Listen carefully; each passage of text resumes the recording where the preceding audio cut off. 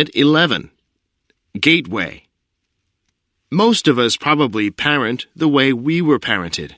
Louise, a mother who attended my seminars, shared how her mother dealt with sibling fighting.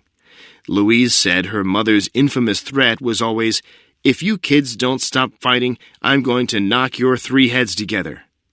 Louise and her siblings were always puzzled about the specifics of how their mother would actually accomplish such a task, which, thankfully, she never attempted.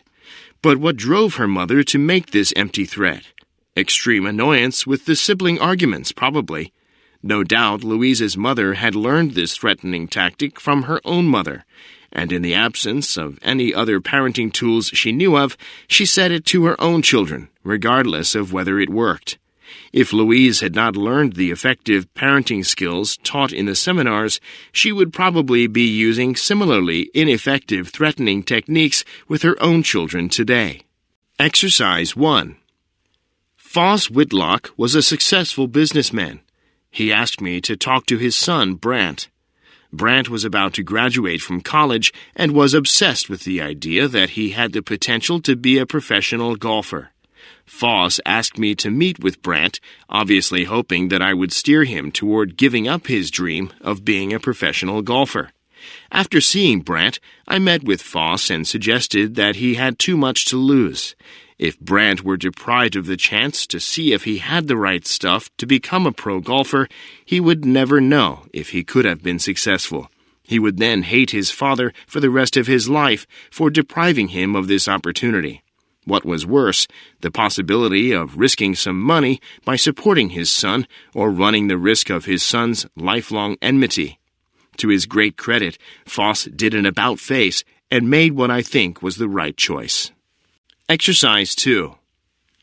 Do you like the garden, Miss Danby? Charlotte spoke softly, her voice no more than a dry whisper, but Sarah had no difficulty hearing her.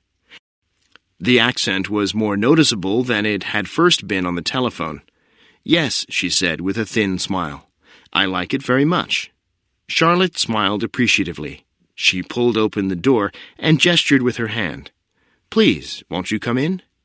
The smile instantly vanished. Sarah allowed Charlotte to lead the way.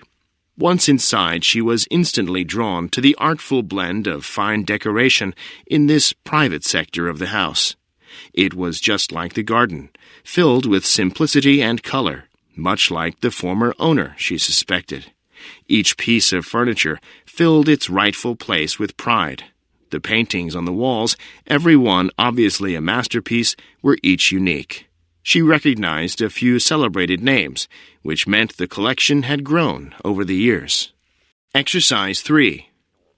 There was Hungry Anderson, who was known to be a tight man with $1. He and his wife lived about a mile out of town. He got his name on an occasion when he had a carpenter working on the roof of his house. At noon, it took the carpenter about 6 or 7 minutes to get down off the roof, and by the time he did, Hungry had eaten his lunch.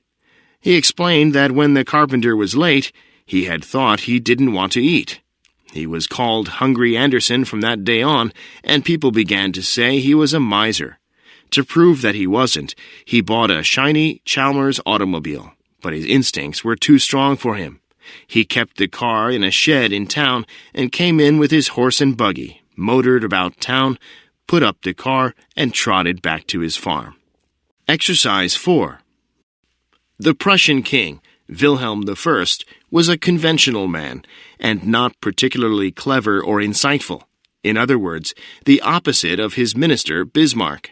He disliked much of what Bismarck did and how he did it.